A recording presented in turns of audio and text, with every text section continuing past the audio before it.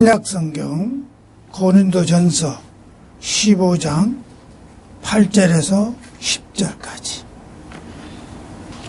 은혜를 아는 은혜라, 이런 말씀 가지고 오늘 시간 되시기 바랍니다. 여러분, 은혜란 무슨 뜻이냐 그것입니다. 은혜란 무슨 뜻이냐?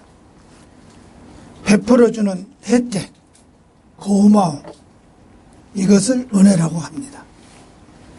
본문 흐름을 보면은 그리스도의 부활에 대한 설명을 말하고 있습니다.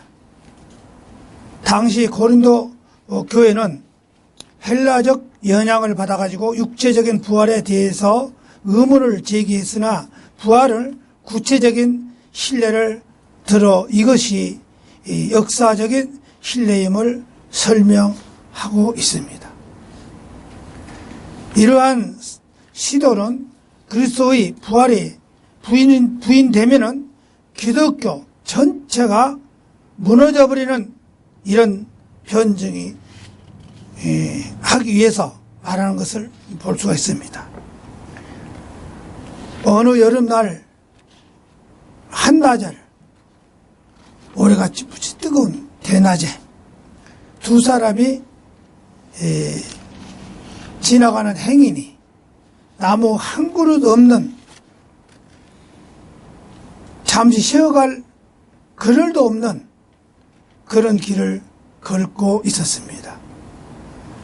두 사람이 땀을 뻘뻘 흘리면서 금방이라도 더워서 쓰러질 것 같은 걸음걸이로서 걷고 있는데 마치 가다가 무성한 커다란 나무 한 그릇을 발견했습니다. 그 나무 아래서 과연 시원한 그늘이 들어지고 있는 것을 알았습니다. 두 사람은 진짜 구세주를 만나는 그런 기분으로 나무 그늘로 달려 들어갔습니다. 숨이 막힐 것도 같고 가슴이 터질 거, 아주 열이 이마까지 땀방울이 식을 가지 못하고 두 사람이 너무나도 힘들어서 그 나무 그늘에 가서 잠깐 쉬면서 두 사람이 얘기를 시작을 했습니다. 여보게, 이 나무가 원래 대부분 어딘가를 보니까 보통 나무들이 쓸모가 있을 법이 있는데 여기 이 오리나무는 아무런 쓸데가 없는데 정말 잘 쓸모가 없어. 그러니 옆에 있는 저기도 똑같이 마찬가지로 참 그런 나무야. 근데 이 오리나무가 가보면은 삐뚤삐뚤하니 쓸모가 별로 없어요.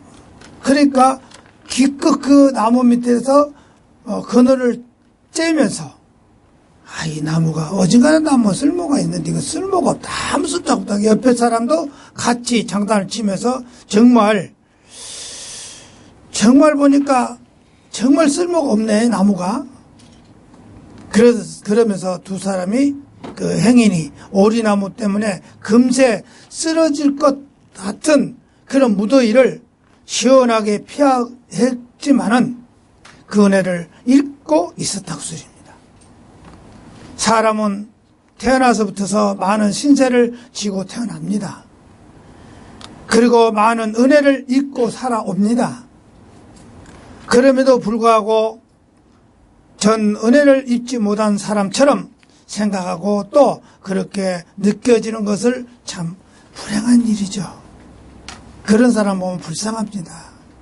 은혜를 몰라요. 잘해줘도 몰라. 그런 사람 보면 불쌍합니다. 사도 바울이 자신의 받는 은혜가 감당할 수 없는 큰 것을 알아냈습니다. 사도 바울은. 바울은 은혜를 알고 살아왔습니다. 그러기에 바울의 삶에 기쁨이 있었고 절대적인 충성이 가득했습니다. 하나님의 은혜를 안다는 것은 인생의 가장 큰 축복입니다. 은혜를 갚을 줄 아는 사람이 됩시다. 내 육신에 근거한 이기주의 때문에 그 대가 지불하기를 거절하는 사람들에게는 주님께서 이렇게 경고하고 계십니다. 소금이 좋은 것은 압니다. 소금도 만일 그 소금이 그런 게 좋은 소금이 맛을 잃은다면 무엇에 쓰겠어요? 그러니까 짜지 않으면 그 소금도 거름에도 쓸데없고 아무데도 쓸데없는 물건이 돼버립니다. 그래서 버릴 수밖에 없어요. 누가복음 14장 34절에서 35절에 그렇잖아요. 소금은 짠맛을 잃어버리면 거름도 쓸 수가 없어. 아무 쓸데도 없어. 사람이 은혜를 저버리면 짐승보다도 못하다고 그럽니다. 자신이 쓸모없는 인간이라면 그 사실보다도 더 큰 그런 비극이 어디 있겠어요. 어느 부인이 있는데 그녀는 거의 심장병원에 입원했었는데 아주 심장병원에 입원할 그 정도로 정신적인 상처를 아주 심하게 입은 상태였습니다. 그런데 그 부인이 이렇게 된 이유가 있었다 합니다. 남편과 의가 좋지 않았는데 어느 날 부부 싸움을 하다가 남편이 대드는 부인을 보고 화가 나서 무심코 한 말이 이유가 됐다고 소리입니다. 그 말은 바로 너 같은 사람이 아무 쓸짝도 없는 여자야 이 말에 그렇잖아요. 무심코 하던 말도 자꾸 여자가 대드니까 그랬던가 보죠. 아무 쓸짝도 없는 여자야. 거기에 여자가 진짜 정신병원에 갈 만큼 정신상태가 됐다고 소리입니다. 그래서 아주 미쳤답니다. 미치겠더랍니다. 그래서 하나님이 나를 사용하고 계신다. 그런데 어느 날 내가 하나님 앞에서 범죄하고 그 앞에서 아주 둔갑한 존재가 되어 그분의 소리에 더 이상 귀를 기울이지 않는 자가 된다면은 하나님께서는 너는 더 이상 너를 내가 사용할 수가 없다 하고 선언을 하십니다. 그러면은 하나님께서 더 이상 너는 쓸모없는 자가 된다 이랬다면은 이것이 우리에게는 두려움이 되어야 한다 하고 무서워할 줄 알아야 되는데 사람들이 나를 공부 많이 한 사람이고 인생의 길에서 비극적인 성공한 사람으로 평가하는지는 몰라나 나는 반드시 하나님께 나를 향해서 너는 더 이상 너를 위해서 필요한 존재가 아니다 한다면 너는 나에게 쓸모없는 사람이다 라고 하신다면 얼마나 큰 비극이겠냐 그 소리입니다. 내가 아무리 많이 배웠어도 하나님께서 쓸모가 없다 하면 우리는 구원받는 백성이기에 하나님이 요구하시는 그 사랑의 대가를 치르기를 거절해서도 안 되고 두려워해서도 안 된다 합니다. 첫째로 은혜를 아는 사람은 자신을 알고 겸손해져야 됩니다. 은혜를 원수로 갚는다는 말이 있죠. 기껏 저게도 잘해줘도 우리 인간들을 가만히 보면 꼭 끝에 가서 잘해준 사람한테 꼭 은혜를 원수로 갚아요. 보면 고마운 줄을 몰라요. 나는 작은 거 하나에도 감사하는 마음을 지금도 안 잊습니다. 예를 들어서 짐을 진다고 합시다. 지게를 지고 짐을 질 때, 지게를 지고 짐을 지고 일어날 때, 무거운 짐을 지고 일어날 때 별것 아닌 것 같지만 뒤에서 내가 일어나려고 몸부림을 치고 무거운 짐을 일어나려고 지게를 지고 몸부림을 치고 있을 때에 뒤에서 누가 살짝 밀어서 거들어서 일으켜줬어. 얼마나 고마운지 몰라. 그 분 때문에 이 무거운 짐을 지고 간다고 소리입니다. 얼마나 고마운지 몰라요. 사람이 고마운 것을 모르는 사람이 많아요. 지게를 지고 또 일어날 때에 작대기를 탁 지고 일어나 보세요. 작대기가 없으면 못 일어나겠어. 근데 그 조그마한 막대기, 작대기를 짚고 팍 버티면서 일어나져요. 이 작대기가 얼마나 고마운 줄 몰라.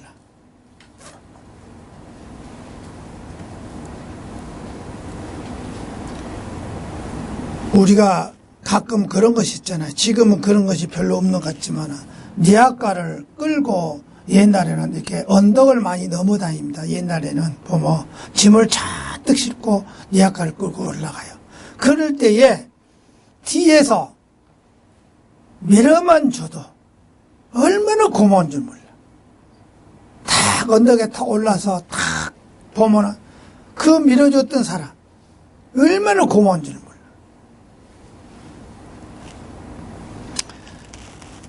우리가 믿음을 알아야 됩니다. 우리가 하나님을 믿으며 무언가 달라져야 합니다. 예수님을 만나면 그분의 은혜를 입었으면 감사할 줄도 알아야 합니다. 하면은 또 복음 사업에 순종할 줄 알아야 복받습니다. 우리가 하나님의 은혜를 받았으면 은혜를 갚을 줄 알아야 돼요. 그걸 어떻게 보냐?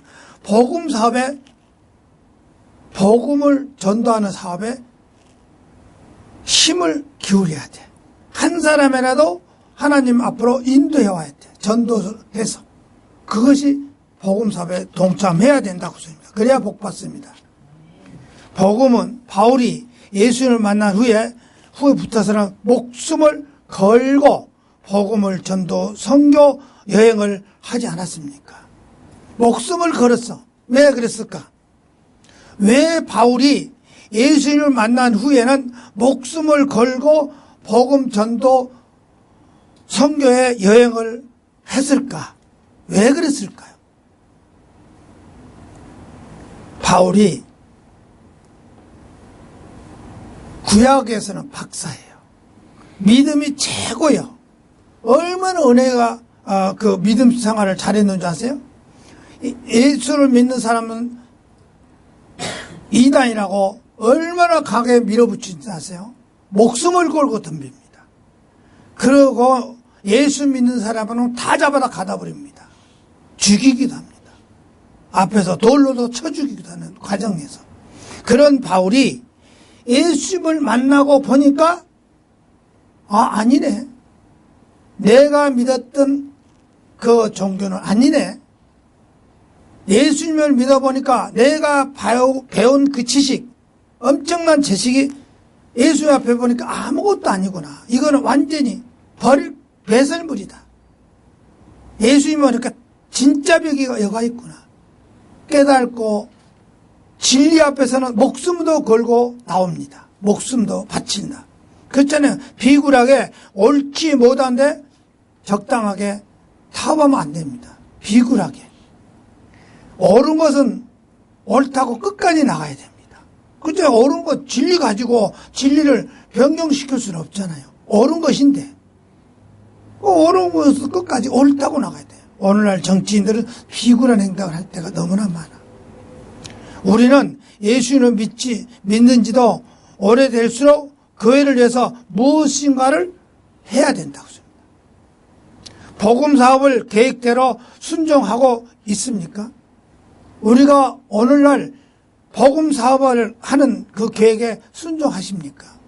우리가 나가서 복음을 전하러 다니는데, 외치는데 우리가 과연 순종을 제대로 하고 있는가 한번 생각해 봅시다.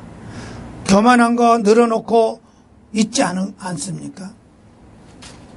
바울이요, 하나님의 은혜를 알고도 얼마나 겸손해졌는 줄 압니까? 굉장히 겸손해져 버렸죠. 그래도 하나님 일꾼 사도인데 요새 같은 목사라고 써입니다. 교회 목사. 그런데 나는 모자란 사람이다. 예수님 앞에 나와서 보니까 모자란 사람이다. 덜 떨어진 자다. 덜 떨어진 것은 8푼이나 소리입니다. 8푼이다. 왜? 달을 덜 찼다고 소리입니다. 그런 죄인 중에서도 아주 못된 괴수다. 괴수란 것은 우두머리다 소리입니다. 고린도전서 15장 8절에 그런데 맨 나중에 다리 차지 못해서 난 팔싹둥이 같은 나에게도 예수님이 보이셨다. 기가 막힌 내용이죠.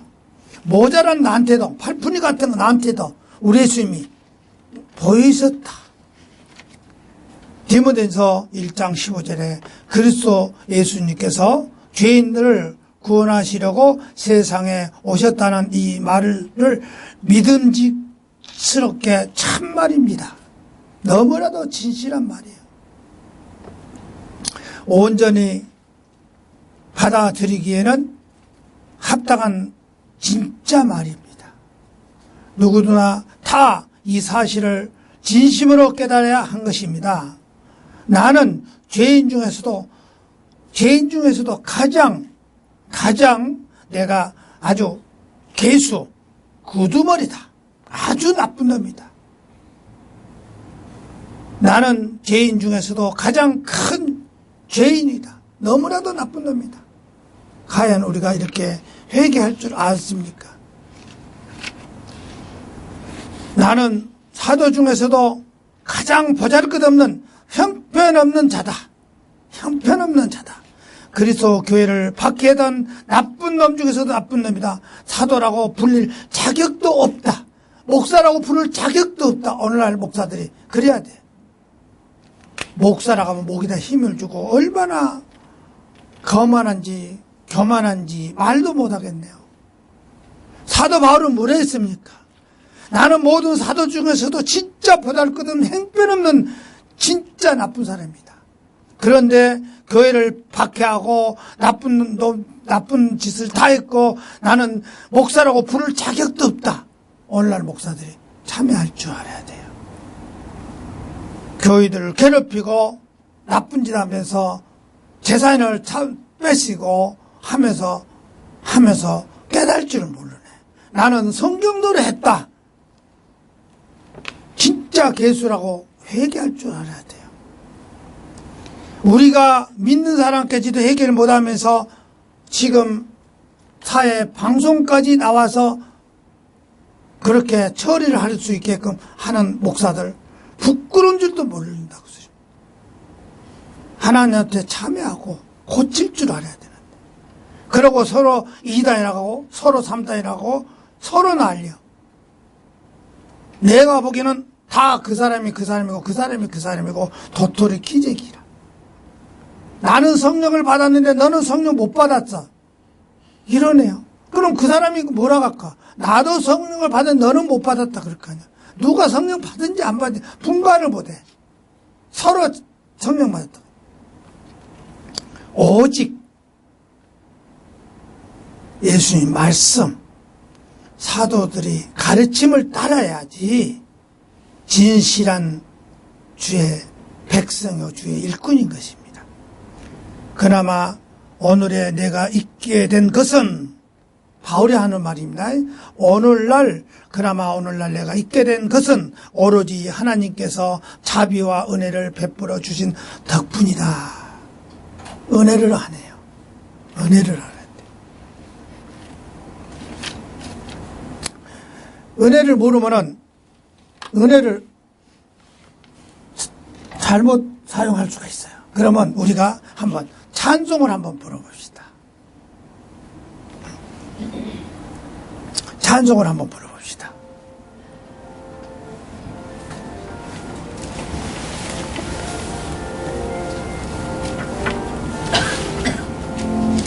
은혜 구한 내게 은혜 주님 은사원한 내게 은사의 주님 신유 구한 내게 신유의 주님 나의 마음속에 지금 오셨네 나의 생명 되는 내 주 예수님 영원토록 내 기쁨 넘치네 말씀 위에 서서 내 뜻 버리고 감정을 버리고 말씀에 서니 불완전한 믿음 완전해지고 내가 이제부터 주만 붙드네 나의 생명 되는 내 주 예수님 영원토록 모셔 내 기쁨 넘치네 내가 염려하며 괴가든 거 믿고 기도하며 주께 나오고 너의 모든 소원 던져버리고 주의 뜻을 따라 살기 원하네 나의 생명 되는 내 주 예수님 영원토록 모셔 내 기쁨 넘치네 믿음으로 탓을 주께 던지고 끊임없이 주를 찬송하면서 전에 나를 위해 일해왔으니 이제 주만 위해 힘써 일하리 나의 생명 되는 내 주 예수님 영원토록 모셔 내 기쁨 넘치네 나의 소망 되는 구주 예수님 이 세상에 다시 강림하셨네 나의 등불 밝혀 손에 들고서 기쁨으로 주를 기다리겠네 나의 생명 되는 내 주 예수님 영원토록 모셔 내 기쁨 넘치네 그래요. 나는 이 자비와 은혜가 헛되지 않도록 다른 사도들보다 더 열심히 일하겠습니다. 사도 바울이 지금 말한 소리입니다. 나는 사도 바울이 나는 이 자비와 은혜가 헛되지 않도록 다른 사도들보다 더 열심히 일하겠습니다. 열심히 해야 돼요. 다른 사람들보다, 다른 목사들보다, 다른 성도들보다 우리가 이 은혜를, 우리 주님의 은혜를 헛되지 않도록 십자가 그 은혜가 헛되지 않도록 우리가 열심히 해야 됩니다. 그러나 실제로 그 일을 한 것은 내가 한 것이 아니고 나와 함께 하시는 하나님이 하신다고 하는 겁니다. 하나님이 함께. 그렇잖아요. 왜 했을까? 하나님 말씀으로 들어오니 그럴 수밖에 없어. 내가 한 것이 아니고 내 속에 계신 하나님이 하신다. 우리 주님이 하신다. 고린도전서 15장 10절에 새 번역 성경이랍니다. 그러나 나는 하나님의 은혜로 오늘의 내가 되었도다. 나에게 베풀어 주신 하나님의 은혜가 헛되지 않게 했습니다. 나는 사도들 가운데서도 어느 누구보다도 더 열심히 일했습니다. 그러나 이렇게 한 것은 내가 아니라 나와 함께 하시는 하나님 은혜라 그 소리예요. 하나님 은혜를 우리가 알아야 돼요. 신앙생활 하면서 모르죠. 은혜를 모르고 있어. 예수님께서 사흘 만에 무덤에서 다시 살아나셔서 개바의 기도 나타나신 후에 다시 12 제자에게도 나타나셨고 또 한 번은 500명의 넓은 저기에서 그리스도인 형제들에게도 믿는 사람들에게도 나타나셨는데 그 중에서도 지금 죽은 사람이 몇 명이 빼고는 다 살아서 알고 있다. 예수님께서 또 야고보에게도 나타나셨는데 맨 나중에 그나마 마지막으로 팔싹둥이 같은 거 모자란 것들 8푼이 나한테도 나타나셔서 주님 감사합니다. 그냥 나한테라도 늦게라도 마지막 팔싹둥이 같은 거 모자란 나에게 모자란 우리들에게도 은혜를 주십니다. 고린도전서 5장 8절에 우리가 보는 성경입니다. 맨 마지막에 제때 벗어나서 태어난 자 같은 나에게도 그럽니다. 제때를 벗어나서 여기는 지금 성경에 따라서 약간 차이가 나요. 여기 킹제임스에서는 뭐냐면 흥정역에서는 제때를 벗어나서 그랬기 때문에 10달이 넘었다는 소리 같아요. 그렇죠? 제때를 벗어나 버렸다 했어요. 그 성경에 차이가 있더라고 보면. 그래서 여기다 내가 똑같은 비유를 대본 것입니다. 흥정역 킹제임스에서는 제때를 벗어나서 태어난 자 같으니 이렇게 있고 제때를 벗어나 버렸다고 소리요. 그러니까 달을 넘었다고 소리요. 그렇게 성경에 따라서 그 나오는데 새 번역 성경에는 뭐라 하냐면 맨 나중에 달이 차지 못하여서 난 자 같으니 그러니까 저기는 달이 10달이 안 됐다고 소리입니다. 그리고 바른 성경에는 뭐라냐 마지막 만삭되지 못한 난 자 만삭되지 못한 거 그러니까 거기도 달이 좀 덜 찼다 하는 말 같아요. 그리고 천주교 성경에서는 뭐라 했냐 실삭동이라고 그랬네요. 그럼 7달 만에 나왔다는 소리죠 또. 그리고 공동번역 성경에는 팔삭동이라고 그랬어요. 그러니 8달 만에 나왔다고 합니다. 그러니까 성경마다 번역이 약간 차이 나죠. 어떤 거 일단은 하여튼 오바됐어. 하나는 킹제임스 우리가 보는 성경은 제때를 벗어나서 그래 버렸어. 오바돼 버렸다고. 뭐 11달 만에 났는지. 그런데 새 번역 성경에는 달이 차지 못했다겠고 또 바른 성경에는 만삭이 되지 못했다겠고 천주교 성경에는 뭐냐면 칠삭동이라고 했어. 성경이 약간씩 틀려요. 그렇기 때문에 여기서 자꾸 우기면 안 되는 거예요. 성경 서로 자기가 맞다 옳다 우리가 내가 번역한 성경이 옳다 그러는데 도토리 기적이에요. 우리가 성경에서 공부하는 것은 뭐라겠어요? 흥정역이 아니고 한글도 아니고 킹제임스 킹이 영국 왕이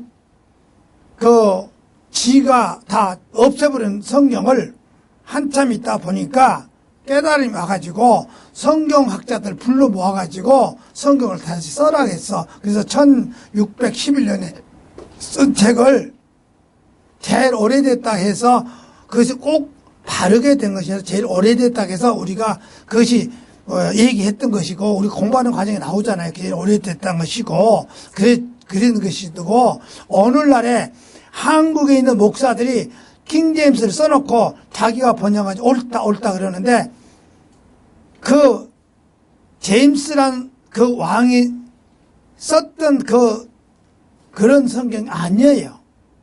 오늘날 우리 한국의 목사들이 번역이 자꾸씩 많이 생겨 틀려.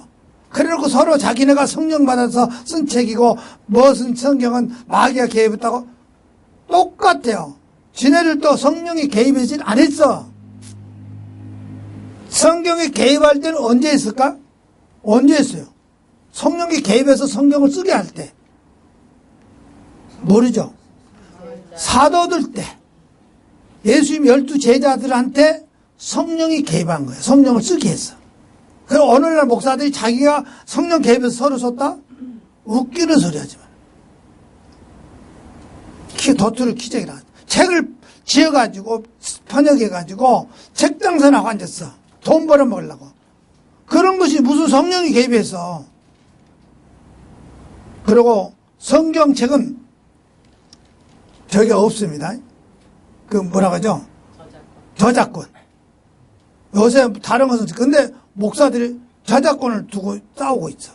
안 됩니다. 성경은 저작권이 없어요. 왜? 제임스가 아무도 번역하게 놔뒀어.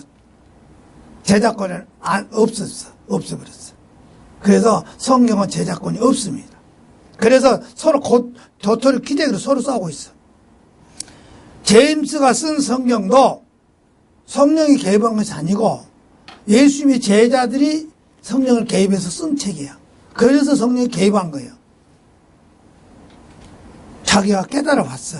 제임스라는 왕이 자기가 불태워버리고 나서 그 성경을 번역해서 써서 만들어가지고 예수 안 믿는 사람들도 믿는 사람도 다 봐라. 천주교에서는 교인들한테 못 보게 했거든요. 사도들만, 사제들만 보게 하고, 보면 큰일 나니까. 왜? 성경대로 안 하니까 그것을 문제가 삼을까 봐서 성도들을 못 보게 하고 사제들만 보게 했다고 씁니다. 그랬는데 그것이 문제가 됐어. 그 사람은 다 봐야 된다 하고 했기 때문에 제임스가 다 끌어다 불태고 그 책을 전도하고 원정한 사람을 화형을 시켜버렸잖아요. 그러니까 그 사람이 죽으면서 화형 당하면서 뭐라 하겠어요? 하나님, 저 제임스 눈을 밝게 해주세요. 그래서 얼마 있다가 제임스가 깨닫고 나서 다시 성경학자들 불러다가 다시 책을 써라. 그런데 그 책이 없어. 다 불태지고. 그래서 어떻게 가다가 여기저기서 짝을 맞춰서 해놓은 거예요. 그런 건데 오늘날 한국에 있는 목사들이 자기들이 내가 쓴 것이 옳다, 네가 쓴 건 틀리다 서로 그런 싸움질을 하고 책 장사를 해먹고 사람 모집해놓고 책 선전해서 책 팔아먹고 그러고 앉아있는 사람들이 올바른 목사다?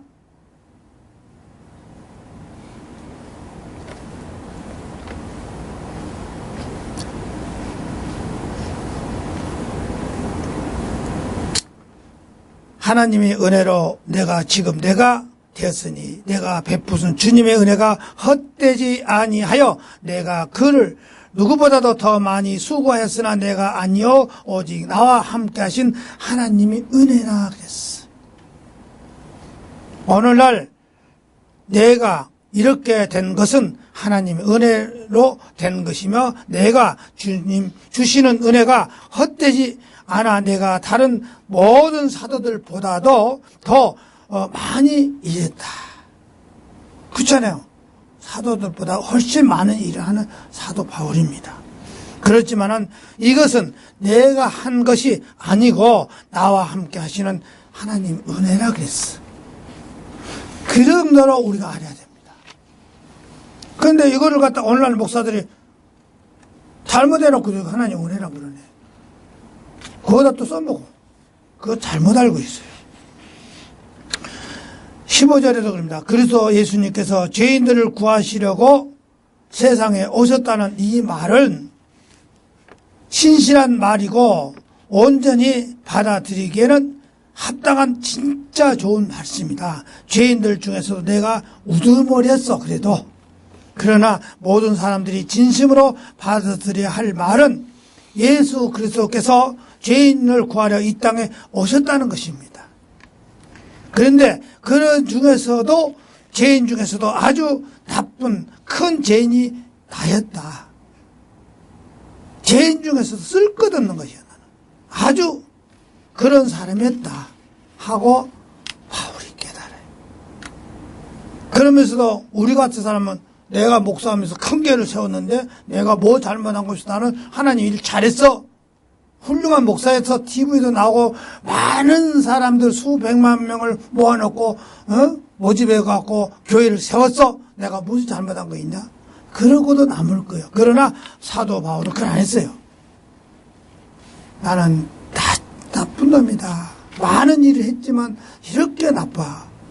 하고 회개를 계속 하면서.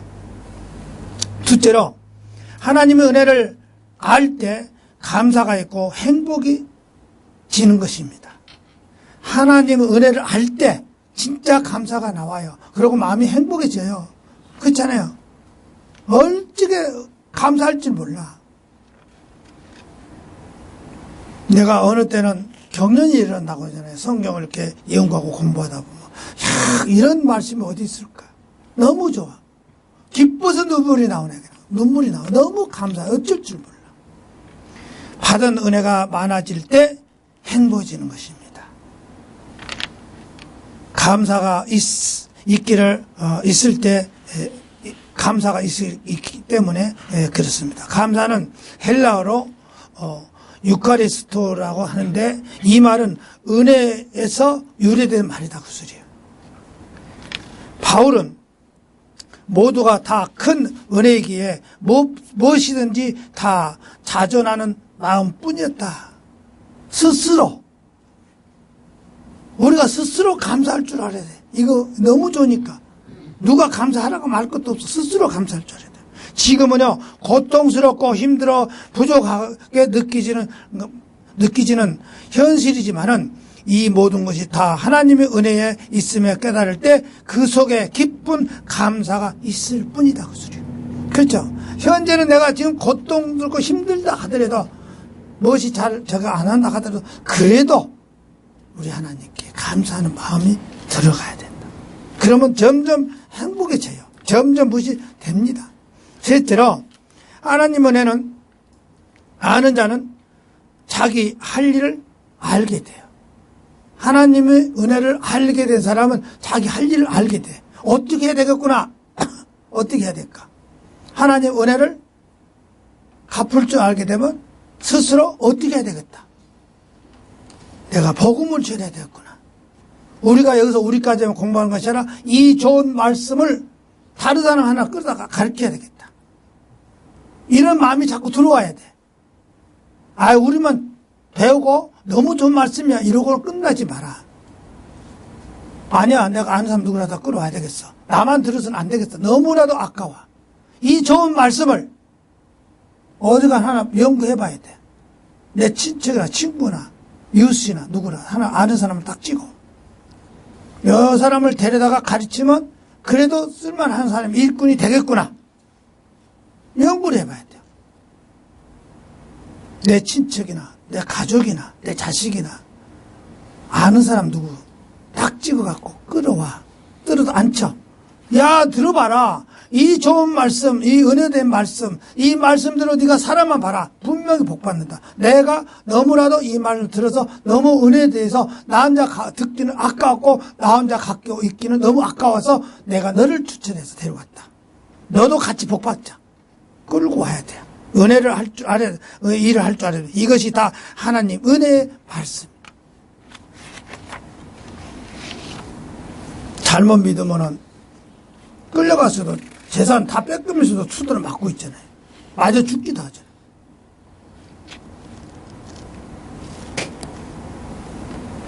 고린도전서 15장 10절에 하나님 은혜로 내가 지금 내가 되었으니 내가 베푸르신 주님의 은혜가 헛되지 아니하여 내가 그 모두 누구보다도 더 많이 수고를 했으나 내가 이것은 한 것이 아니고 나와 함께 하나님 은혜가 교만하지 말아야지. 이거 하나님 은혜지 내가 한 거 아니다. 그러나 나의 된 것은 하나님 은혜를 헛되지 아니하게 내가 모든 사도들보다 더 많이 수고를 했으니만 이것이 아니고 모든 것이 다 하나님 은혜라고 이렇게 합니다. 하나님이 그 크신 은혜를 깨닫고 보니 일생 동안 평생 동안 빚진 자가 되었다고 소리입니다. 그렇죠? 평생 동안 빚진 자야. 바울이 종교에 있을 때는 얼마나 많은 사람들을 죽이러 다니고 탄압했습니까? 그렇죠? 그런데 예수님을 알고 보니까 아니요. 바울이 지금 탄압으로 다닙니까? 예수님 만나고 후부터는 종교는 쌈박질을 해. 종교는 우리 종교가 맞아. 우리 종교가 맞아. 우리 교파가 맞아. 우리 교파가 맞아. 우리 교파의 헌법이 맞아 하고 서로 싸워. 너희가 이단이냐 네가 이단이냐 서로 이단이라고 싸워. 장로교는 장로교대로 지네들까지도 그러고 감리교는 감리교고 또 무슨 침례교는 침례교로 서로 뭐 어쩌고 저쩌고 서로 그래. 도토리 기적이야. 성경대로 안 가고 있으면서도 그래. 그렇잖아요. 서로 그래. 장로교가 성경에 장로교라고 있어요. 침례교라고 성경에 있어요. 우리 침례교는 혼자 이렇게 돼 있다. 그래가지고 그거 가지고 맞다는 거예요. 서로. 우리가 근본이야. 그게 어디가 근본이야.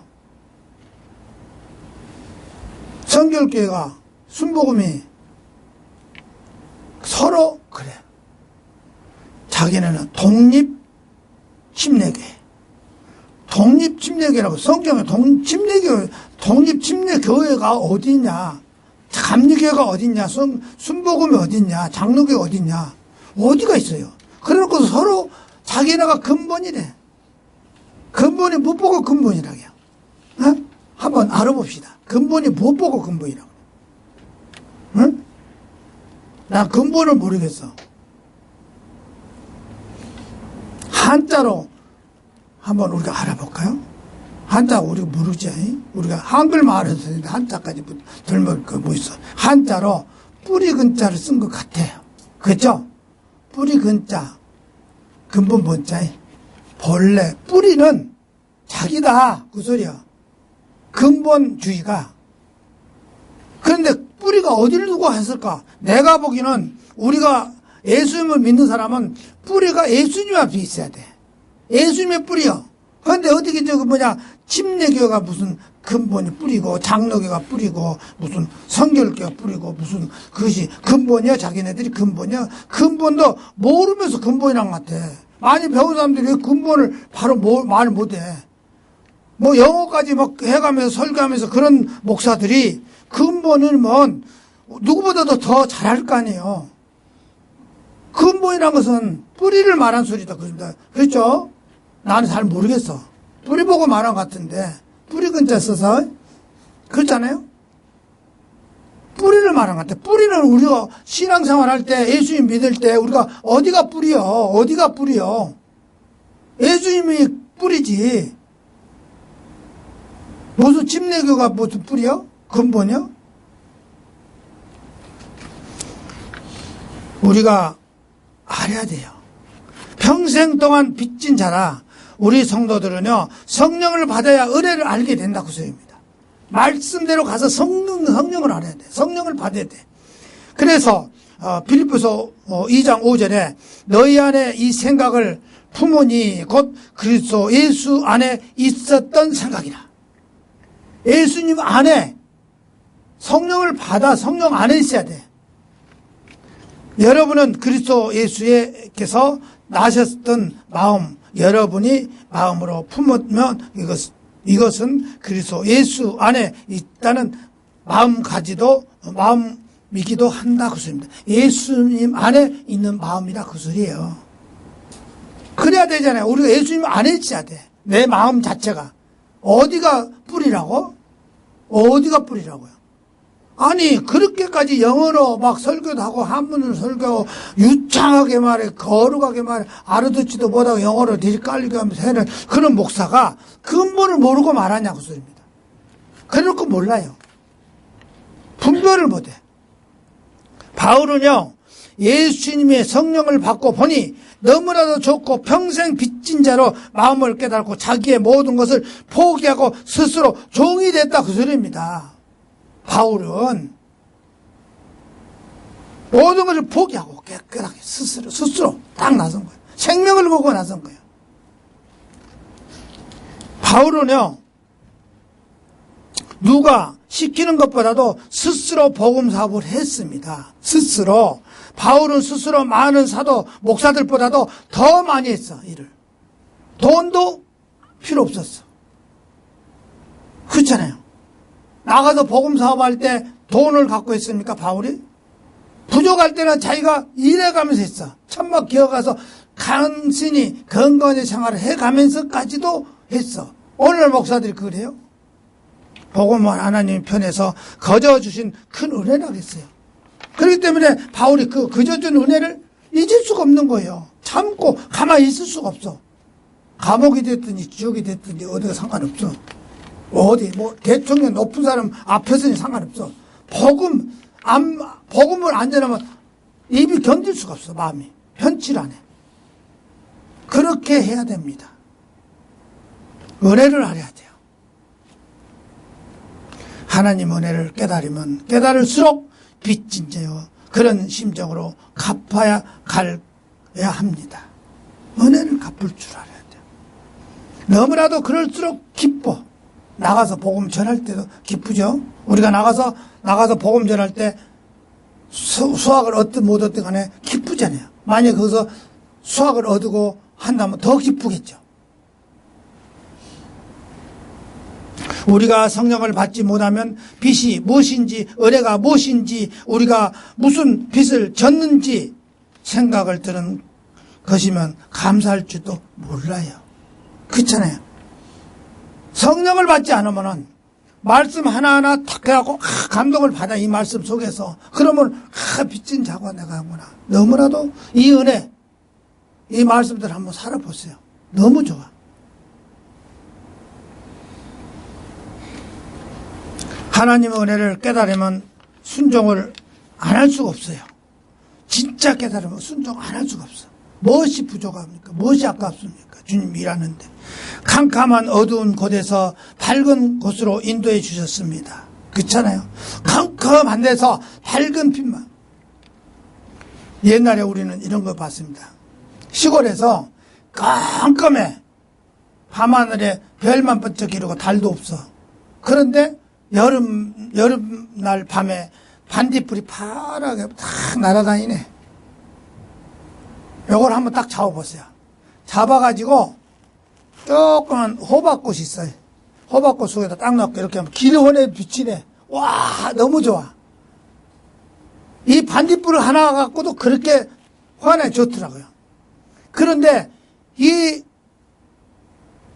전기불, 우리 시골에서는 전기불이 없었어요. 네? 석유로 이렇게 키워서 이렇게 촛대를 세워가지고 불 킨 거. 그것을 방에다가 키우면은 지금 아마 글도 못 볼 거예요. 다 전기 들어오니까. 그것도 아까워서 조금만 해놓고 그것 갖고도 공부해요. 그런데 밖에 나가면 거기를 바람을 막기 위해서 유리로 이렇게 등을 만들어 갖고 여기 등불을 나가면 그것이 환해서 지금 여기 전기 저기만 해도 이렇게 비춰버려도 그거는 게임도 안 될 건데. 그래도 그게 좋았어. 그거 갖고도 바닷가에 고기 줘서 잡을 다녔어요, 우리가. 그 불이라고 갖고 다니면서. 그렇게 좋은 불이, 어두움을 밝게 비춰주는 그 불이 이 전기를 환하게 비치면 얼마나 좋아요. 얼마나. 이 주님의 캄캄한 내 마음속에 우리 주님의 밝은 빛이 들어왔으니 얼마나 좋아. 나 같은 죄인 속에 빛이 들어와 버렸으니 내 마음을 밝게 깨끗하게 바르게 나가야 돼. 캄캄한 불량한 이 마음속에다가 하나님 빛이 들어와 버리면 얼마나 깨끗해져요. 이것을 못 깨달아요, 오늘날 세상 사람들. 갈수록 세상이 더 혼탁해져 가버리네. 캄캄한 어둠 속에서 죄인에서 우리를 구원해 주셨습니다. 아주 나쁜 죄인 중에서 죽음에서 승리하여 부활하셨습니다. 고린도전서 5장 3절에 15장 3절에 내가 또 받은 것은 무엇보다도 먼저 나에게 전하노니 이것은 곧 성경 기록대로 그리스도께서 4절에 무덤에 묻혔다가 성경대로 3일 만에 살아나셨어요. 현대 성경에는 나는 먼저 내가 전에 봤던 것이 여러분에게도 전합니다. 이것은 그리스도께서 성경에 기록된 대로 우리의 죄를 위해서 죽으셨다가 무덤에 묻혔다가 성경대로 제3일 만에 살아나셨다. 개바에게도 보이셨고 다음에 12제자에게도 보이셨고, 우리 그리스도인들의 이 부활이 없으면 믿음이 헛것이야. 또한 믿은 것이 다 쓸데없는 짓이야. 고린도전서 15장 13절에도 만일 죽은 자들이 부활이 없었다면 그리스도께서도 살아나지 않았을 것이다. 14절에도 또 그리스도께서 일어나지도 않으셨으면 우리의 선포하는 것도, 우리가 복음을 선포하는 것도, 우리가 다 믿고 있는 것도 다 헛것이다. 또 사도 바울이 은혜 때문에 죽도록 충성을 다한 것이었습니다. 죽도록, 은혜 때문에. 바울이 건강해서 하나님 일을 죽도록 충성을 했습니까? 바울이 건강했어요. 바울 몸에도 병이 있다 그랬어. 그걸 안 했어요? 바울 몸에도 병이 있다 그랬어요. 하나님의 나의 병을 회복시켜 달라고 3번이나 간절히 하나님께 기도했다고 소리입니다. 빌었다고 소리입니다. 기도하면은 기도를 했으다마는 그때마다 하나님께서는 안 된다. 그러나 네가 나와 함께 있으면 내가 내리는 은총이 그것이 아주 너한테는 충분하다. 안 돼. 고쳐줄 수는 없어. 나하고만 같이 있으면 괜찮아. 그 병 네가 갖고 있어도 상관없어. 나하고만 같이 있으면, 우리 주님과 같이 있으면 무슨 필요하겠어. 고칠 필요도 없죠. 이야, 우리가 가만히 생각해 봅시다. 우리 주님이 함께 계신다면 그 병 그까지 무슨 안 고쳐지면 어때? 주님이 같이 했다. 주님이 같이 했다. 아이고, 우리 하나님이 같이 계시는데 무엇을 그지 아수 거 뭐 있어? 있든지 말든지 그 무슨 상관에서 신경 쓸 것도 없지. 그렇죠? 그래서 하나님의 능력으로 약한 사람에게 가장 잘 나타내는 말씀이에요. 하나님 의지하면 돼. 나는 약하니까. 우리가 가난할 때 가난할수록 주님한테 일을 열심히 해야 돼. 주님 일을. 괴로울 때일수록 주의 일을 열심히 해야 돼. 우리가 어려울 때일수록 주님 일을 열심히 해야 돼.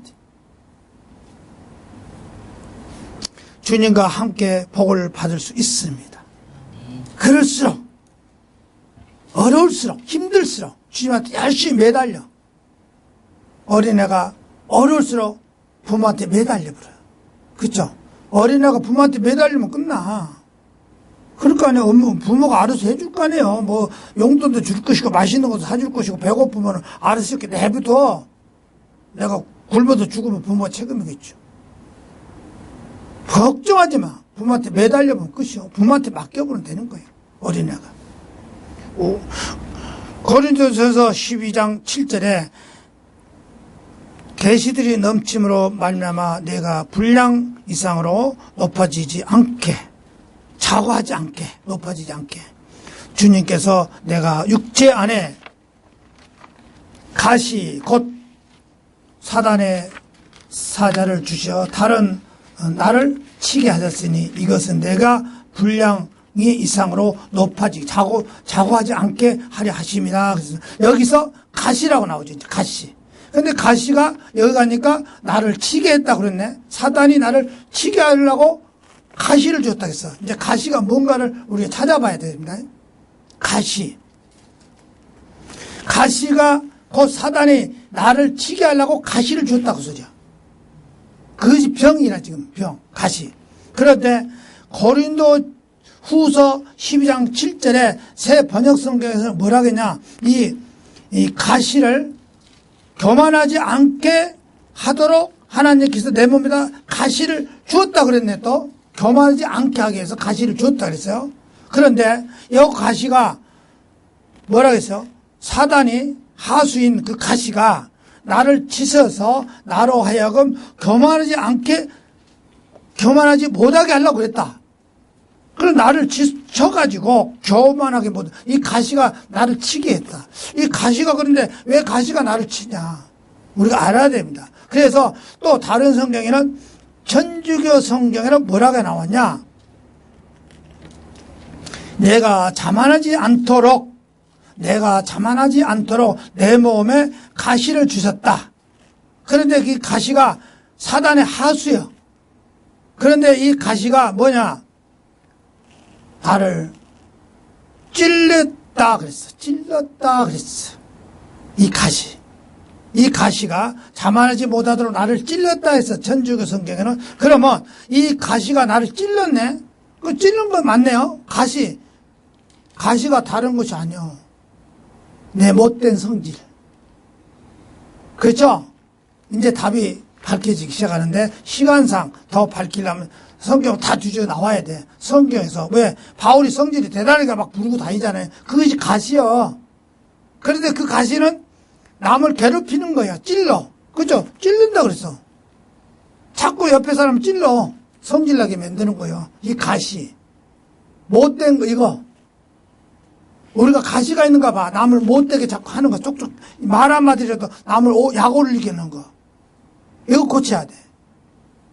그런데 바울이 이것을 하나님, 주님, 이거 고쳐주세요. 그러니까 주님이 네가 아냐? 네가 남을 괴롭힌 거 알아? 남의 성질 뻘뻘 찌르는 거 알아? 그러니까 이거 안 해. 그것만 됐다.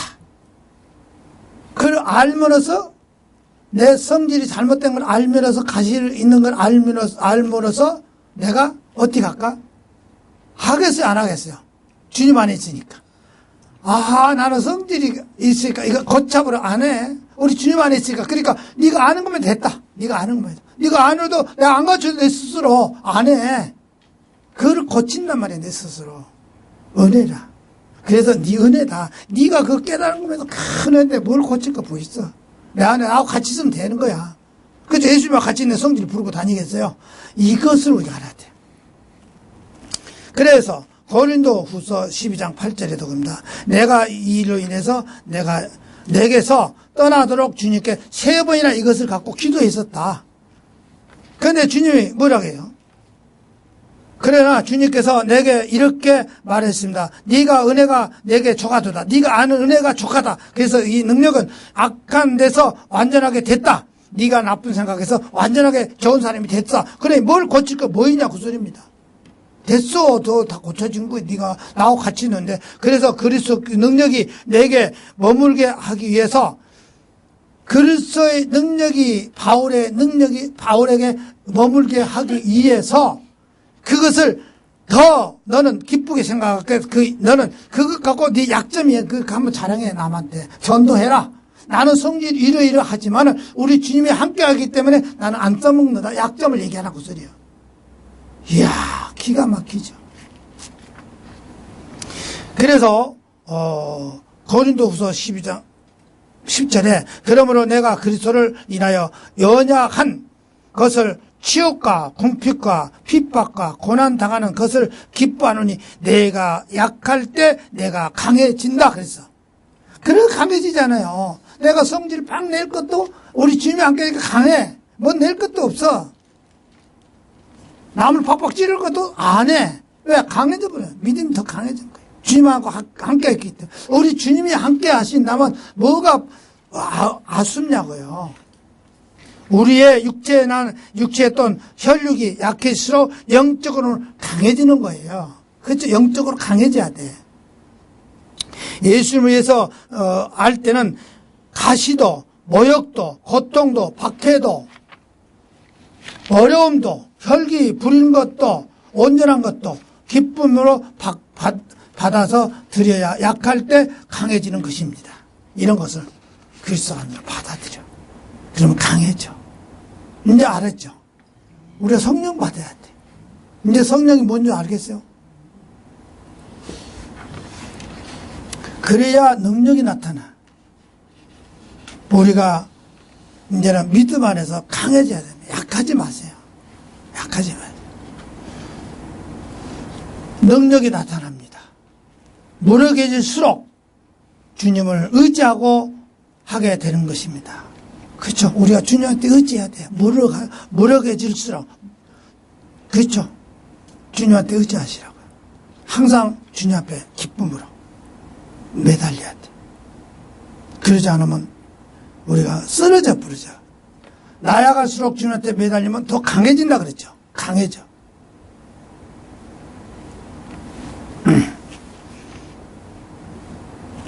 지금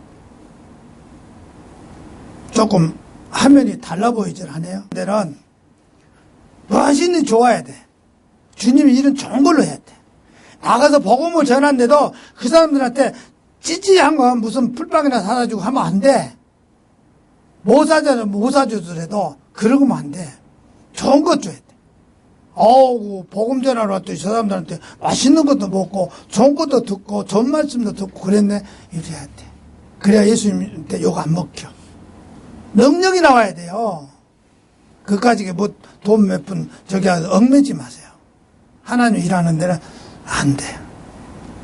우리가 그렇게 하셔야 됩니다.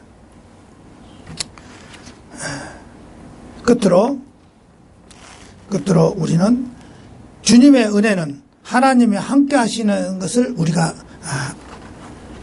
어디 가서 말해야 돼요. 하나님의 은혜는 하나님이 함께 하신다는 것. 하나님의 은혜는 하나님과 함께 하신다는 것을 말하고 있기 때문에 우리가 다른 사람한테 복음을 전해야 됩니다. 가만히 입만 봉해불고 있으면 안 돼. 그쵸? 나가서 떠들어야 돼. 다른 말은 잘하면서 복음 전하는 것은 깜깜해보면 안 돼요. 어디가 앉았든지 간에 어디 뭐 음식 때문에 앉았든지 친구들과 앉았든지 식구들하고 앉았든지 여기 앉아서 입만 열번 뻥긋하면 복음이 나가야 돼. 복음이 나가야 돼. 틈만 있어. 나가게 돼 있더라고요 보니까. 그전에 나는 몰랐는데 그전에는요 내가 굉장히 내성적이라 말을 잘 안 해요. 우리 집에서 우리 아버지는 뭘 안 잘해요? 우리 어머니는 저 사람은 하루 종일 입에서 냄새날 사람이래. 말을 안 한다고 소리야. 뭐 할 말이 있어야지. 말할 줄 알아야 뭐 말하지. 우리 사모도 나보고 하루 종일 있어도 말 안 하면 입에서 냄새날 사람이래. 그런데 우리 예수님을 만나고 보니까 입이 가만히 안 있네. 어디 가든 틈만 있으면 예수님 말씀이야. 그 말 외에는 몰라 나는. 복음을 전해야 됩니다. 그리고 틈만 있으면 사람을 말씀을 가르치려고 끌어와야 돼. 오든 안 오든 끌어오려고 생각하니까 자꾸. 하나님이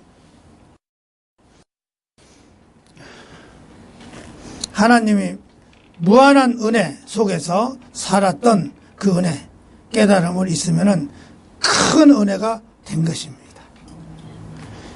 이것을 믿고 감사하면 염려하지 말고 살아야 복을 받습니다. 행복한 가정을 첫째가 하나님 중심, 성경 중심 되어야 하는 것입니다. 그렇죠? 가정생활 한 것도.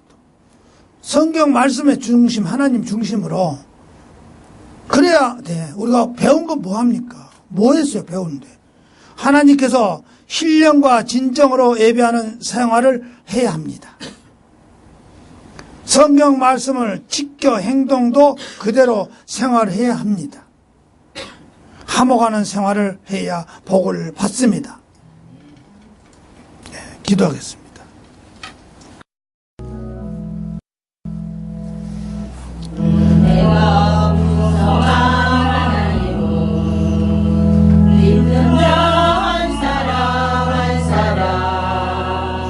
언제나 오늘도 언제든지 편찮고 보호해 주시네. 주여 성령의 은사들을 오늘도 내려 줍소서. 성령의 뜨거운 불길로서 오늘도 충만케 하소서. 정욕과 죄악에 물든 마음을 성령의 불길로 데우사 정결케 하옵소서 되옵소서 깨끗게 하여 주옵소서 주여 성령의 은사들을 오늘도 내리어 줍소서 성령의 뜨거운 불길로서 오늘도 충만케 하옵소서 희생의 제물로 돌아가신 우리 주 예수님이시여 구속의 은혜를 내리시사 오늘도 구원해 줍소서 주여 성령의 은사들을 오늘도 내리어 줍소서 성령의 뜨거운 불길로서 오늘도 충만케 하옵소서 주님의 기쁘신 은혜만을 세상에 널리 전하리라 하늘의 능력과 권세로서 오늘도 입혀 주옵소서 주여 성령의 은사들을 오늘도 내리어 줍소서 성령의 뜨거운 불길로서 오늘도 충만케 하옵소서.